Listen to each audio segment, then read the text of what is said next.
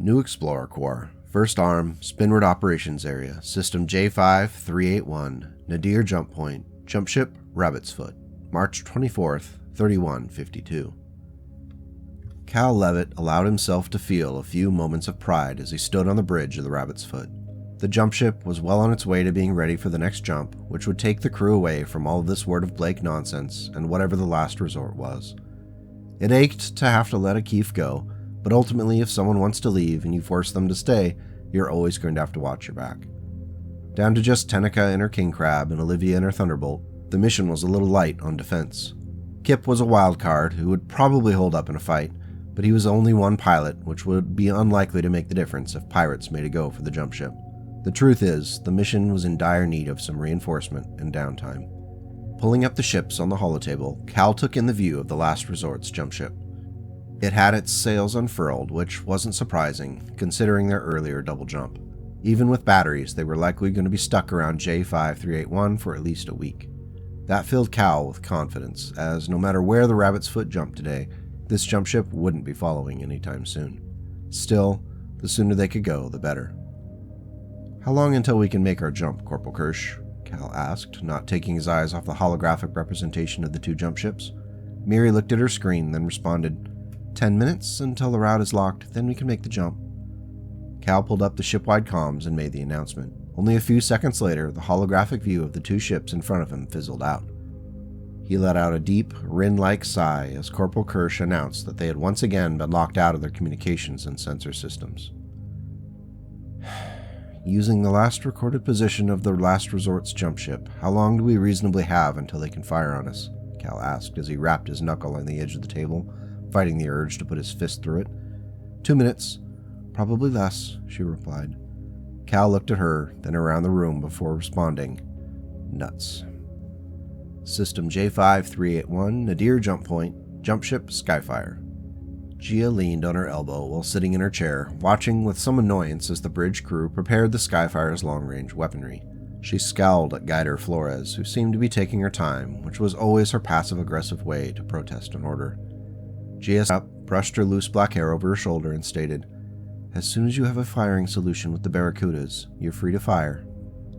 Barely listening as people began to move around the bridge a bit more frantically, Gia looked back to Guider Flores and saw that she was in a heated conversation with one of the crew about something. Gia sat up and was about to ask what the problem was when the lights on the bridge began to flicker, then went out completely. "What is going on?" Gia said, trying to control her flaring temper. The only lights on were the strips of emergency red along the floors, and it offered little aid other than to flee the room. A voice which Gia identified immediately as Flores's sounded confused as she said, "Our systems are all rebooting at random intervals. Something strange is happening." "Are they somehow doing this from their ship?" Gia asked as she stood up from the seat, though she had nowhere to go in the darkness. "Impossible," another crewman said from Gia's left. "They're locked down. They can't send anything out." Furrowing a brow and scowling, Gia said, "Find that Mechwarrior from their crew and bring him up here." System J5381, Nadir Jump Point, Jump Ship, Rabbit's Foot. "Could we jump sooner?" Cal asked Corporal Kirsch out of desperation. She shook her head before responding, "Not unless you want to risk ending up somewhere in deep space far from a star. Then we're toast without a jump battery." "If they're launching missiles, how long until the impact if they fired them immediately when we were locked down?" Mary looked down on her tablet, scribbled some figures, and said, "Within the next minute?"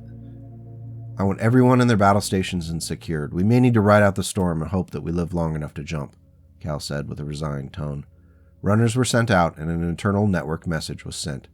Cal just hoped that everyone would be where they needed if they were able to jump this ship away. Every second passed with an increasing dread of missile strikes across the hull. Every second without an explosion was a gift, and Cal hoped that there would be enough of those to make it out in time.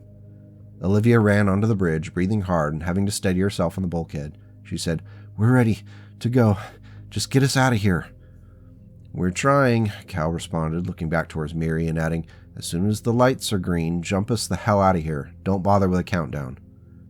Miri nodded and continued her hawk-like focus on her console, showing the strings of numbers that represented the billions of calculations the ship's computers had to make to guarantee a ship would be able to jump 20 light-years through space and arrive at the pole of another star. If the ship ended up too close to that star, it could be obliterated with plasma, heat, and radiation. If it's too far, time is lost moving the ship with conventional thrusters to get in close enough range for the solar cells to generate energy economically. Rarely, jumps are so bad that ships end up too far from the star to ever get close enough to recharge the ship's KF drives, and the crew is lost to the ravages of time. With every passing second, Cal felt more and more tempted to jump early. Gia didn't seem the sort to let an opportunity go to waste. If this really was a betrayal of the deal, why wouldn't they delay the attack? Something wasn't right. System J5381, Nadir Jump Point, Jump Ship, Skyfire. The longer we delay, the more likely they figure out what is going on and make the jump, Gia practically roared into the darkened bridge. By now, everyone was moving around, trying to get rebooting systems to stay on long enough in order to complete the orders to fire. Every time one would start up, another would reboot again. After several minutes, Akif was shoved into the room by Gia's 2 hulking bodyguards. "Hey guys, no need to get handsy. At least take me out to dinner first," he said with a level of snark that ramped up Gia's anger even more. "What did you do to our ship?" she barked at him. Sorry ma'am, I don't know what you're talking about. I was just working on my mech when the lights went out. Then your friends showed up and dragged me up here," Akif responded. Gia walked up to Akif and glared into his somewhat confused eyes before saying, "If this is your doing, I'm going to toss you out of the airlock." He shook his head earnestly and responded, "I don't know what's going on." He paused. "Wait, did you connect to the Rabbit's Foot network when you were over there?" Guider Flores responded from a few meters away. "Why would that matter?" "Because they dropped something on us," Gia growled. The bridge lights flickered on a few moments later and seemed to be staying on. The ship's holotable showed both jump ships in the same position they were in before. "We have a firing solution. The weapon systems are green," a voice from the bridge's weapons officer chirped up excitedly. "Fire! Before the system goes down again," Gia yelled.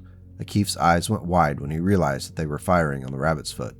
"Hey, you had a deal. You got the mechs and gear. They're not bad people. You don't have to kill them," he shouted, trying to get closer to Gia, but her goons grabbed him and held him back. She turned back to him with a Cheshire smile and said, "Sorry, we have to make a point, or else word will get out that anyone can take from you. The periphery is a very dangerous place." System J5381, Nadir Jump Point, Jump Ship, Rabbit's Foot. Cal and Olivia were genuinely confused at this point. It had been 7 minutes since the jump ship had been locked down, and still there was no incoming fire. Not only that, the ability to pick up data from the systems was flickering on and off, almost as if their ability to keep the interference going was being impacted by something. "They've launched something. 5 missiles looking like Barracudas, but they were only on the scanners for a second before we went down again. Depending on their speed, we could be hit in 2 to 5 minutes, Corporal Kirsch said as she frantically moved from one console to the next. "Well, that's reassuring," Cal said, looking over at Olivia, who had her own look of concern she was dealing with at the moment. He continued, "So we're either going to die or jump in the next minute and a half." Olivia walked over to Miri's station and watched the jump data compiling. Her face glowed a gentle green from the light emitted from the screen as she said, "Hold on to your butts." System J5381, Nadir Jump Point, Jump Ship, Skyfire. Gia watched the 5 holographic representations of the missiles traveling ever closer to their target, and couldn't help but feel the rush of an impending kill. Returning to the last resort with a jump ship and 3 battle mechs would please her father to the point that no one would be able to suggest that she was less than suitable replacement for him when the time came. "Impact in 30 seconds, the gunnery officer called out, beginning a verbal count 20 seconds later. 10, 9, 8, 7, 6, 5. Just as he said 4, there was a flash of light from the holotable where the Rabbit's Foot was, and then it was gone. "No!" Gia roared as she got up from her seat and smashed her forearms down on the holotable, cracking the thick glass in her fury. The holographic missiles continued their journey, but then flickered out of existence when the glass caved in. Pressed up against the bulkhead of the bridge, Akif felt a sense of relief knowing that his former crewmen were safe. At least for now. New Explorer Corps, First Arm, Spinrad Operations Area, System J5352, Zenith Jump Point, Jump Ship, Rabbit's Foot, April 12th, 3152. Slowly gathering his bearings, Cal Levitt's hand gripped the armrest of the command chair. With every jump away, he felt a little better about the prospects of making it home alive. The chances of that last resort jump ship would be able to guess their path of the rabbit's foot were increasingly remote. Cal smirked to himself and muttered a quiet thanks to the gods of compound probability. "Lieutenant, you may want to come see this," Corporal Kirsch said with a flat tone. Cal rolled his eyes and got up from the command chair, wandering over to her console. He took a second to wrap his brain around what he was seeing before tapping the comlink on his collar. "Olivia, grab Tenica, Kip, and Vasil and meet me on the observation deck in 10 minutes, he said. 9 minutes later, the mission's warriors wandered onto the large observation deck, which was lined on one side with thick ballistics plastic. At the moment, it was tinted black and didn't show anything beyond. "What's going on?" Tenica asked as she grabbed a seat on one of the many chairs scattered around the room. Olivia shrugged and said, "Maybe we're going to have a discussion about what to do next?" Vasil sat down in the chair next to Tenica and crossed his arms. He was coated in various types of grime, and Tenica gave him a look over before saying, "You might need a shower, big guy." Vasil chuckled and responded, "Soon enough. I'm still working on getting my armor up and running again. Every day it sits in pieces, I feel further from my purpose." Tenica smiled and punched his arm playfully before saying, "I think you're right where you need to be." Kip grabbed a spot leaning on the back wall, looking annoyed with the prospect of being there, and Olivia flipped through her pocket tablet for another minute before the door to the observation deck opened again. Cal wheeled in a still bandaged Rin, who was sitting in a fold-out wheelchair. There were greetings, well wishes, and even Olivia felt compelled to shake Rin's hand in a gesture of peace. "You look pretty good for someone who tried to fistfight a mech," Olivia said. Rin smiled and replied, "I'm thinking of giving up this peaceful life of science and going pro on Solaris." Cal laughed and said, "I think they're giving you too many painkillers if you're thinking of being the comedian on this crew." When the banter died down a bit, he walked over to the console on the wall. He asked everyone, "Are you ready to see something cool?" He hit the button, and the blanked-out windows turned translucent. The system star was clearly visible, along with a couple of blurry objects that were the planets in orbit around it. "Oh? Not impressed? Well, let me just zoom in a bit," Cal said with a smile. He hit a few more buttons, and the wall of glass shimmered and then began to zoom in on one of the blurry planets. As the planet moved closer, the room began to fill with a soft orange glow. Everyone stopped talking, looking out at the amazing sight. Orbiting around star J5352 was a massive gas giant planet with swirling reds, oranges, and radiating light that gave it the impression of self-illumination. Cal let everyone take in the view for a minute before speaking. His hand fell to Rin's shoulder, and she moved her hand up to cover it. A tear rolled down her cheek as she looked at the wonder in front of her. "The science team said it's an ultra-hot gas giant, just on the edge of becoming a brown dwarf star. Those swirling reds and oranges are clouds of crystalline materials like rubies and other gemstones. We might have the biggest concentration of wealth on this side of Terra," Cal said with pride. Rin turned her head, seeing the remaining members of the team she assembled looking impressed or downright in awe of the planet in front of them. Even Vasil looked fascinated by the wonders of the cosmos. Rin sighed, an act which still ached a bit with every attempt, and started to think about May and Ariana. They'd have probably gotten a kick out of this too. Imagining them sitting together, looking out at the orange planet, Rin felt the guilt and shame that had plagued her since that close call with the last resort folk. However, she also felt hopeful that they would make good on their mission and prove that the loss wasn't without purpose. Shifting her gaze to Olivia, Rin saw the potential for great things in her. Sure, her eye still ached from being punched, but Olivia stood up and led when things were rough. Rin was beginning to understand the value of having someone around to keep her feet on the ground. Tenica's head fell against Vasil's shoulder, and he briefly looked down at her. Usually his face was emotionless, but Rin thought she noticed a little smile. Maybe it was a quarter of a smile, but there was something there. "We needed this," Rin said, tilting her head up to look at Cal. Her oldest friend smiled down at her and said, "I don't suppose we could figure out how to capture a ruby the size of a dropship." "Unlikely, but I appreciate your can-do spirit," Rin replied with a sigh. End part 18. So, big news this week as we push past 5,500 channel subscribers.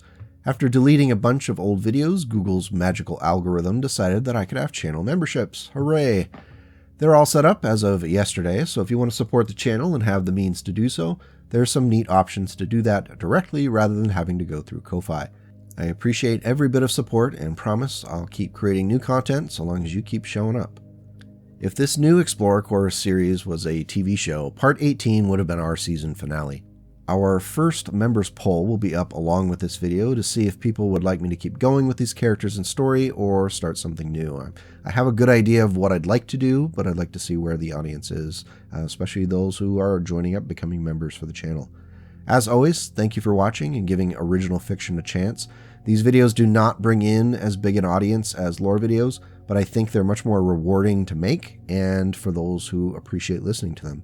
Like I said, if you keep showing up, I'll keep making them. Our next Periphery lore video will be done by the end of this weekend, so make sure you check back on Monday morning for more Periphery shenanigans. Take care, and go make the world a slightly better place today and tomorrow.